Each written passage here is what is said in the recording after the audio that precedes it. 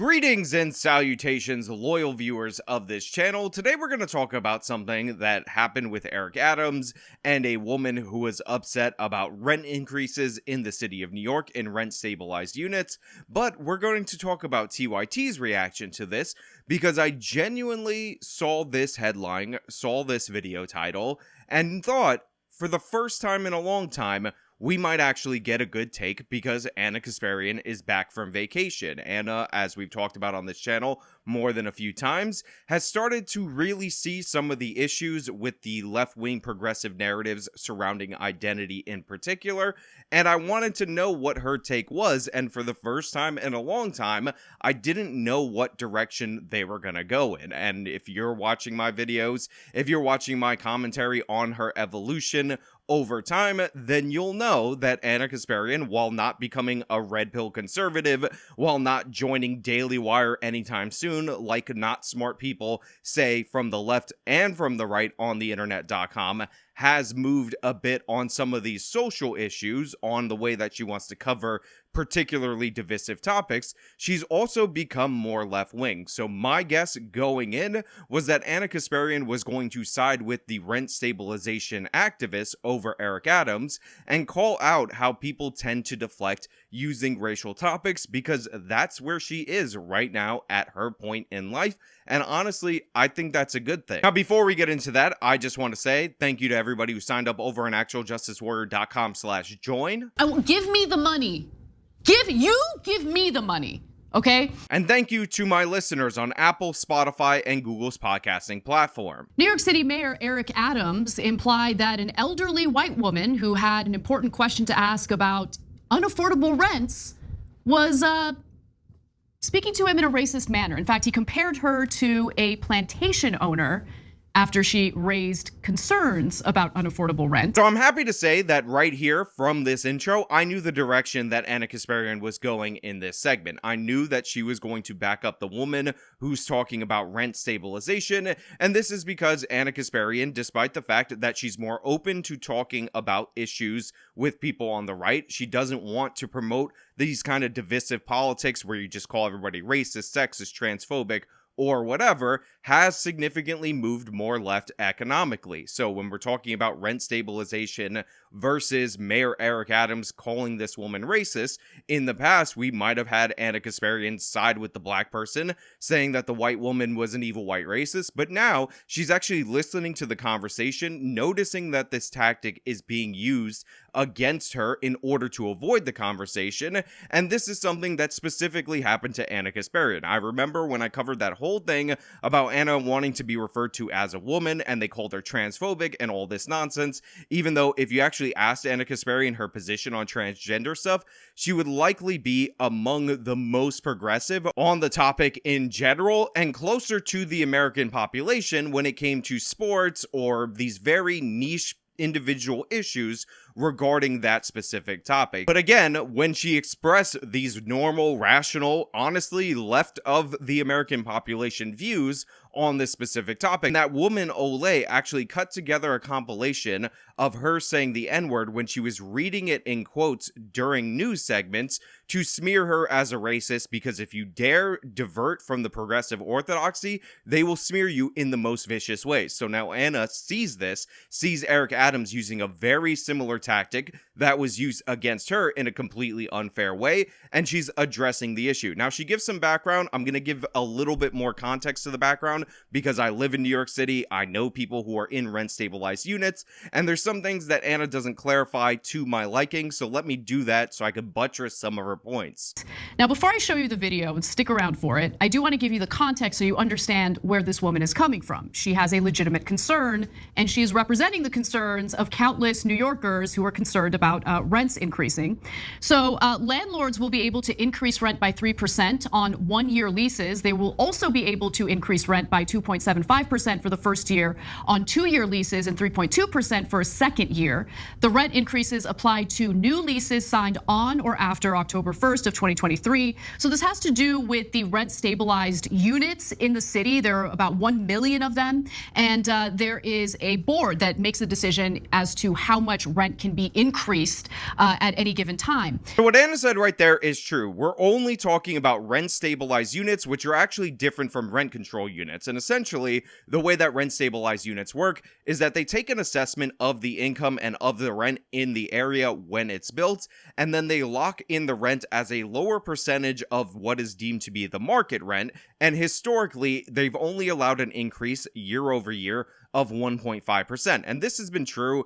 And by the way, I know people who have signed up for these rent stabilized apartments for decades. We have not seen a significantly higher raise in rent than 1.5% consistently in any given year. So typically, a rent stabilized apartment would quite literally be one of the most stable rent apartments that you can get in the city of New York. Now, this is not to be conflated with rent control. This has nothing to do with rent control. This is all about stabilization, which is in a different category in the city of New York. However, in back-to-back years, we actually saw rent increases being approved by the rental board for the first time in decades in the city of New York of closer to 3%. And this 2023 increase that passed through is actually the second back-to-back year that this was added. And for those of you who don't understand why it's a different percentage for 1 year versus 2 year leases, this is because you can only rent a rent stabilized unit on a 1 year to 2 year basis. So again, historically, the maximum amount of rent increase consistently for decades without any change has been 1.5% over the previous year's rent. However, they've bumped it up to 3% and then basically 3% again going forward into this year. This is very unusual in the city of New York, and these rent stabilization activists are very angry about it. And this is a board that is comprised of people that are appointed by members of City Hall. Eric Adams is the mayor. He's in charge of City Hall. So yes, he does have some influence on this, and he could hold this board accountable if he didn't like what they were doing. Now, a woman stood up to ask a question about this. She is noticeably frustrated with good reason. This has to do with housing. This has to do with people being able to live in a safe place. And Eric Adams was not amused by it. Let's watch.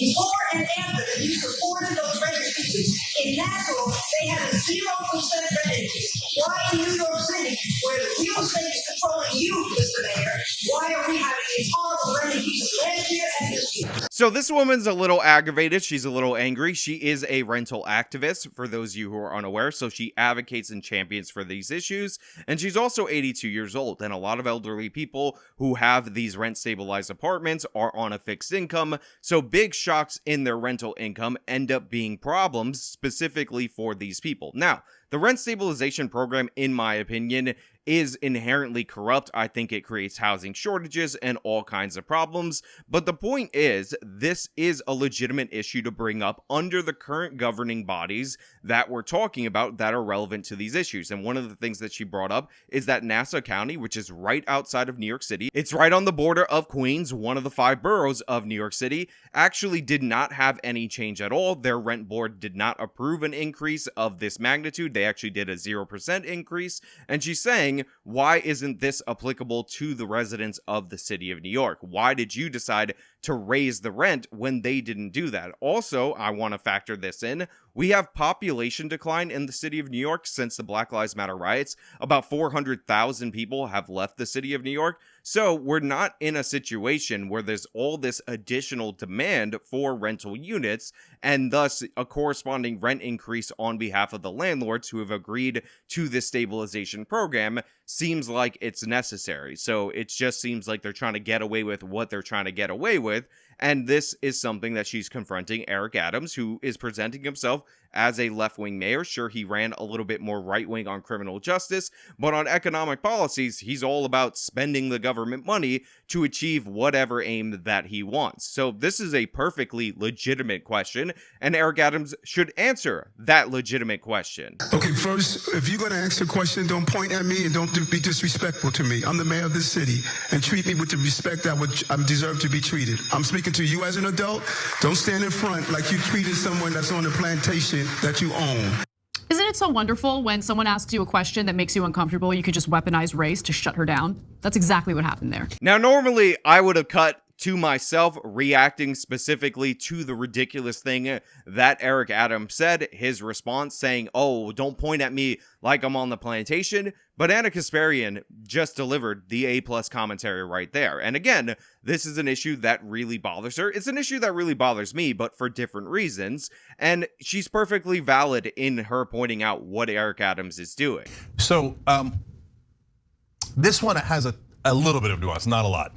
So the little bit of nuance is, yeah, it's true that a lot of times some folks talk down to minorities and they do it in a way that is grating on the nerves in every imaginable way. So Cenk's take here is horrible. I know he's trying to say he's adding nuance, but in reality, in actuality, what Cenk is doing is obfuscating the issue in a similar way that Eric Adams did. It's happened to me a little bit, but my God, I've seen it happen to black people in a way that is maddening, okay? So that's your context, and I get it. No, Cenk, a general vague assertion that talking down to minorities is a thing, and that's somehow the context that this interaction inhabits, is not a good argument for what happened. Mayor Eric Adams was asked a perfectly legitimate question. He did not want to answer the question, so what he did was call the woman racist. He talked down to her. That's what happened. We all saw it on video. There is no nuance to be had here. You seeing a random black person being talked down to by a white person has no impact on this, Cenk. It's not relevant to what we're talking about. It's completely isolated, and it doesn't factor in the fact that Mayor Eric Adams just used his race as a way to talk down to a woman, specifically to obfuscate a legitimate question. If there was anything illegitimate about this confrontation, then you could point that out, but you didn't, so you just appealed to a broader context of where minorities are being talked down to by the evil white racists. Wow, evil white racism. Eric Adams is wrong here, but you know what? He's also kind of the victim of evil white racism, evil white racism. At the same time, when you become a representative of the people, you must be accountable to the people. And you can't just say, oh, okay, you've got a problem with rent. How dare you talk back to me? I deserve respect. Nah, okay. And to me, put aside the race thing for a second. The whole concept, and it is pervasive in America, that politicians deserve a lot of respect. I loathe it. I agree with Cenk that even if you put aside the race, the idea that you have to worship politicians and all of this is ridiculous and absurd. I remember when people would say, respect Trump, respect him because he's the president, don't criticize him in that way. Never really got on board with that. Don't get on board with it with Obama, Biden, Bush, any of these people. That being said, the reason why my respect has gone up for Ana Kasparian in comparison to somebody like Cenk Uygur is because Cenk seems unwilling to the extent that Ana is willing to confront the reality that some people who happen to be minorities like leveraging that minority status in order to get out of accountability. Ana Kasparian said it straight up in the open. You could have basically scripted that from one of my videos and it would have been the exact same commentary. And again, I know people are going to say, oh, Ana did this in the past, Ana did that in the past. We like to give people room to grow. I disagree with Ana vehemently on a bunch of different topics. However, when you approach something in good faith, even if you're completely on the other side, again, Ana is moving more towards a Marxist on economic issues. I can't stand that. You can still get credit. I can still argue the point.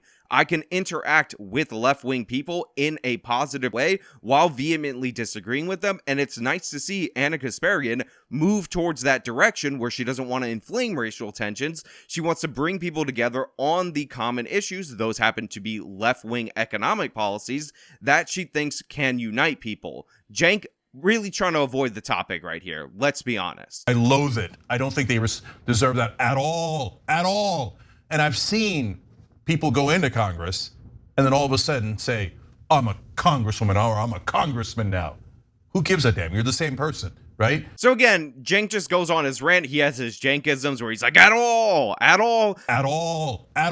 It's all fun stuff. I enjoy it. Alf Benny will be sure to mix this up, mash this up in his TYT mashups, which are very entertaining, and I highly recommend you watch it. But in terms of substance, in terms of the substance of the issue, which is how Mayor Eric Adams obfuscated criticism, Cenk isn't really addressing it. He's being very vague. He might be referencing Alexandria Ocasio-Cortez says in the discussion where he mentions Congresswoman and how she acted post being elected versus saying that you have to make people uncomfortable when she was running for Congress. But honestly, I don't think this commentary adds the value that Ana Kasparian's commentary added. And again, you got to judge a tree by its fruits, and Ana Kasparian's fruits pretty impressive. I'm on board with this. So he claims that, he has nothing to do with the decision that was made by the Rent Guidelines Board, that he has absolutely no say. I would venture to say that the mayor of the city could, apply some pressure and look out for the people of New York. But he claims that hands off, I have no say in this whatsoever. That's his argument, he insists. Now look, Anna's not wrong here. She's not incorrect. The mayor does have influence on the Rent Guidelines Board. I just wish she would point out that the influence is direct influence. They are 9 members appointed by the mayor of the city of New York. Who is the mayor of the city of New York? Oh yeah, that would be Eric Adams. Now you could argue that Mayor Eric Adams can't just replace them. That time has not come yet. But the thing is, you could threaten, if you actually didn't want the rent increase to go up, to replace the board members when their time comes due and you need to reappoint members to that rent board. So Eric Adams definitely does have influence over this. The woman was directing her criticism to the correct person, and Eric Adams obfuscated the issue by calling her an evil white racist. And by the way, I think I found somewhere that this woman was in fact actually Jewish, not white,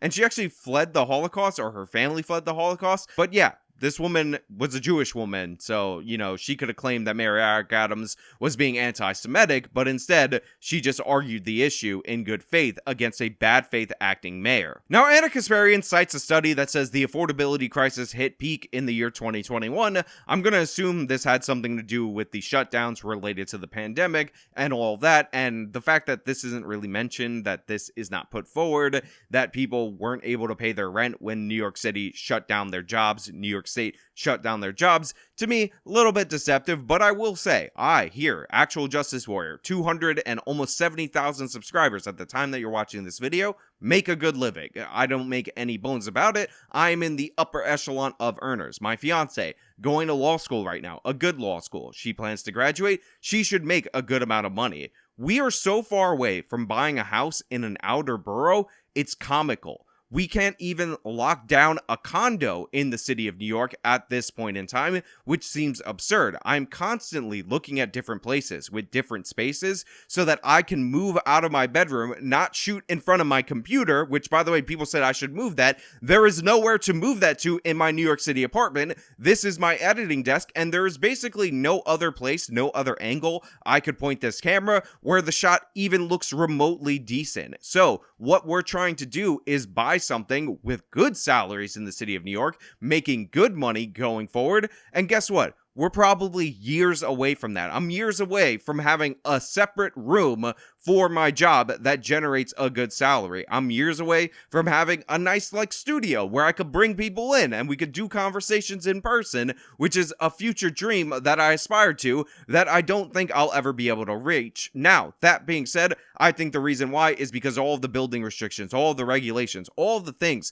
that make it so difficult to just lay down a foundation in order to build the units necessary in order to have rents go down in the city of New York. Ana Kasparian's going to disagree with me. She's going to get into more of the rent stabilization system, but I think the proof in the pudding is in the taste. And in the city of Houston, the 4th largest city in the United States of America, one of the fastest growing cities in the United States of America, they have no zoning laws. And it's one of the few major cities, in fact, one of the only major cities, because this problem is so severe across this country, that are seeing rapid population growth, and yet income outpaces the price of housing. It is undeniable by the facts, by the evidence, by the examples, that all of these rules and regulations, and you could charge this much at this period, you could build these units as long as you build these units, they have to be this size, this shape, this lot, and all of that, drive prices up. And if you want prices to come down, you need to cut this red tape in order to do so. Listen, people are working their asses off in this country, okay? Working overtime, long hours, barely making enough money to afford housing, okay? They did everything right, they followed all the rules, and they can't even afford to put a roof over their heads. Goddamn right they're angry. And for any politician, anyone who signed up for this, who ran to sit in the seat that Eric Adams is in right now, to deflect and immediately imply that someone is racist because she dare ask you a question in an aggressive way, I'll grant him that, in an aggressive way, about this very real and serious issue, it's just infuriating. I'm sick of all of it. Okay, I'm sick of these politicians who run for public office, run to be public servants, and end up being anything but. You know, it used to be that I would play 10, 15 seconds of Ana Kasparian. She would say something ridiculous, incendiary, and I would cut in with my commentary. But now I can play clips of Ana Kasparian, and she's just 100% right. And you can see the frustration there. She's realized the veil has been lifted, what these people are doing, what these politicians are doing. They're using something. And by the way, Ana cares very deeply about racial inequality in this country. If you don't think that Ana Kasparian wants to help Black Americans, Hispanic Americans, marginalized people as a whole, you're dead wrong. Those lefties that are strawmanning her as if she's become basically a neo-Nazi, absolute mad people, should not be taken seriously in any regard. So she's realized that people like Eric Adams use these issues to undercut the policies that she likes. They not only cause Democrats, the only party that's going to even come close to fulfilling the promises that she wants implemented into policy, electoral prospects, because this is toxic to the general American population. But in this specific instance, Mayor Eric Adams is using this specifically to undercut criticism of a policy that Ana Kasparian is also against. He's weaponizing race, even though he's in the position of power, against this woman, even though Eric Adams happens to be 100% lying on the issue. He said he has no power over this. The 9 board members are appointed by the office of the mayor of New York. Even if he can't replace them all immediately, he could say, you know what? When your appointment time comes due, I'm not going to reappoint you. I'm going to change up the system. But he's not doing that because he has no interest in doing that. Eric Adams has signed on the dotted line for this. And Ana knows it. Ana can see it. And she's frustrated. And she's not saying everything that she wants to say right here. She holds herself back. It's just infuriating. I'm sick of all of it. But you can tell what's under the surface. You could tell she's dead on accurate here, at least from her point of view. And again, what I appreciate more than anything else is honesty. Whether you agree or disagree with me, you giving an honest analysis, you giving a fair analysis, you realizing what's happening, what's dividing the country, you trying to make changes when you acknowledge past behavior. And that's what Ana's doing. And that's why I'm going to put out videos supporting her in this regard. Yeah. So look, a lot of times in my life, I have gotten either subtly or over the top overtly, you don't belong here.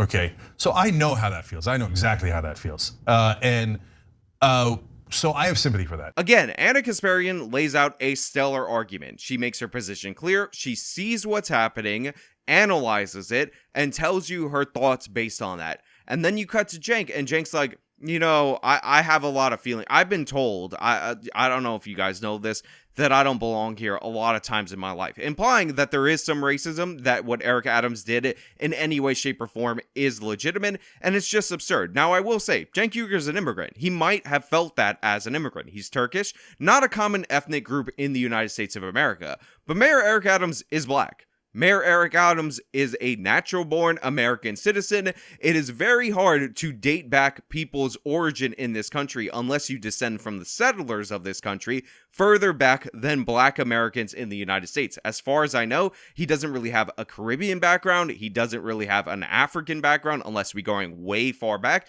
So Eric Adams is a Black guy. The idea that people are going to say Black people don't belong in New York City, kind of absurd. This is not a thing that happens, so it's not really applicable, even though he's a minority to him. So there's almost no credence to what Cenk Uygur is saying right here. He's just trying to minimize what Eric Adams did because Ana Kasparian is going hard and he's not ready to commit. And honestly, again, I have to point out, Ana historically has been led to certain positions by Cenk Uygur. Ana right here is the one leading the charge. She is making herself distinct from Cenk. Cenk throws in his faux nuanced positions right here. And guess what? Ana's like, no, listen, it's wrong. What he did was improper. What he did is kind of disgusting, and I'm going to stand up for the person who's advocating for the policy that I want, not the politician who's trying to use bad faith racial smears in order to obfuscate responsibility for his role in implementing what Ana believes to be is a bad policy.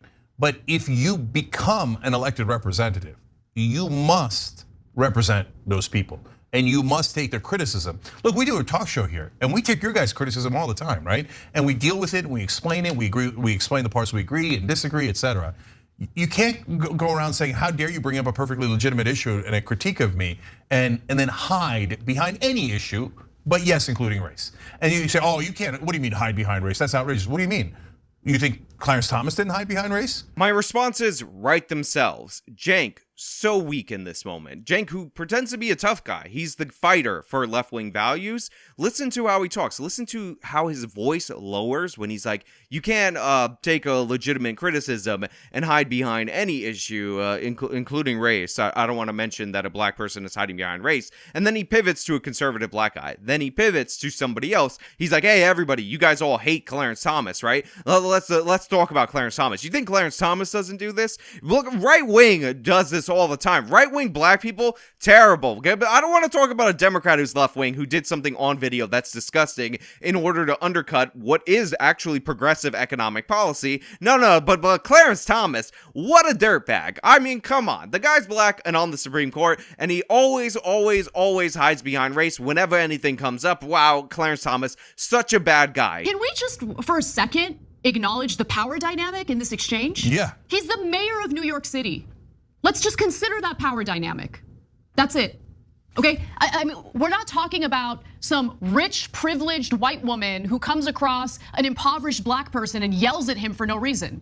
This is a powerful man. He is the mayor of the largest city in this country, and she has a legitimate concern and is representing a concern for countless New Yorkers.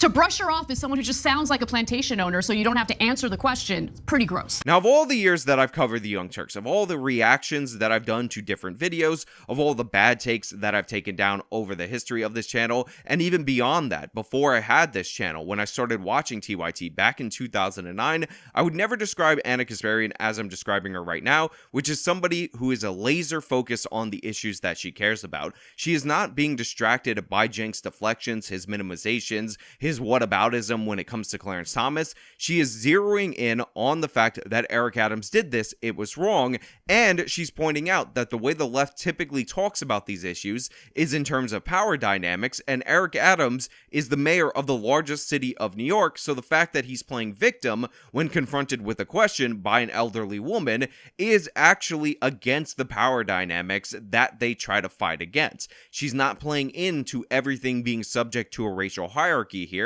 and again, I appreciate that, and this is very much in line with Ana Kasparian's move in rhetoric, move in how she views the other side of certain issues, move in how she views her side on specific issues, while she's consistently moved leftward in terms of economic policy. This is not Ana Kasparian becoming a conservative or being red-pilled. I need to say that over and over again because people on my side and people on the left side of the political spectrum like to hit people in this way. They like to smear them in this way or praise them in this way, and it's just not accurate. And he didn't. He never answered the question. And so, look, here, again, I'll use myself as an example, and it's not at all an exaggeration. I've literally had somebody grab me by the elbow and walk me out of a place saying you don't belong here, okay? Again, notice what's being done right here. Notice what's happening. Ana Kasparian focused on the issue at hand, calling out Eric Adams for what he's doing. Cenk acting cowardly in comparison. He goes to a personal anecdote. He's done that each and every time after Ana Kasparian has talked and said, oh, I know as a minority what it's like to be not allowed in a place because, you know, evil white racism. There is evil white racism. I'm not trying to say there's no evil white racism. I'm just trying to say that Eric Adams is what he did was wrong, but not actually call him out and deflect each and every time off the topic. Look at the focus of Ana Kasparian and look at the cowardice of Cenk fully on display, and you will see why Anna's gonna get all the praise in this video, why she's gonna be looking nice in the thumbnail, and why Cenk might not even be featured in comparison. Also, context matters. Now, let me give you the other side of the context. Every mayor of New York City is pointed at and yelled at. I mean, Eric Adams, who is actually a moderate to conservative Democrat, you want to see somebody getting yelled at, Bill de Blasio was yelled at. The former mayor of New York, who is a more progressive Democrat, was yelled at and pointed at 1,000 times, 10,000 times. So are mayors of New York yelled at? Hell yeah, they are. I mean, come on, it's comical. It's comical. It's New York City. So finally, Cenk Uygur makes a good point. We're about 8 minutes into the video, and of course, this is the obvious point that we're New Yorkers. We yell at our politicians. We yell at our mayors. We make fun of them. We get in their face. Michael Bloomberg, people got in his face over the fact that he wanted to ban salt, large sodas, and all that nanny state nonsense that he put forward. Bill de Blasio, one of the worst mayors in the city of New York's history, people got in his face because that's what you do. Bill de Blasio was a guy who tried to make his wife the part-time mayor or the co-mayor. I have no idea why Democrats try to do this, where they try to install their wives in legitimate positions of power in government. We voted for you. We didn't vote for your wife. If she wanted to be mayor, guess what? She can run for mayor on her own. By the way, she also misplaced $800 million in the New York City mental health thing. So anytime they talk about mental health spending, I always think about that specifically and how that money was wasted. And we basically have no receipts for how she spent it. But yeah, to the one good point that Cenk made here, which of course had to be preceded by weakness, by obfuscating from the issue, mayors of New York get yelled at, and that's because we're New Yorkers. That's how we do it. By the way, last week, Eric Adams vetoed a package of 4 bills by the New York City Council that would have expanded the city's rental voucher program.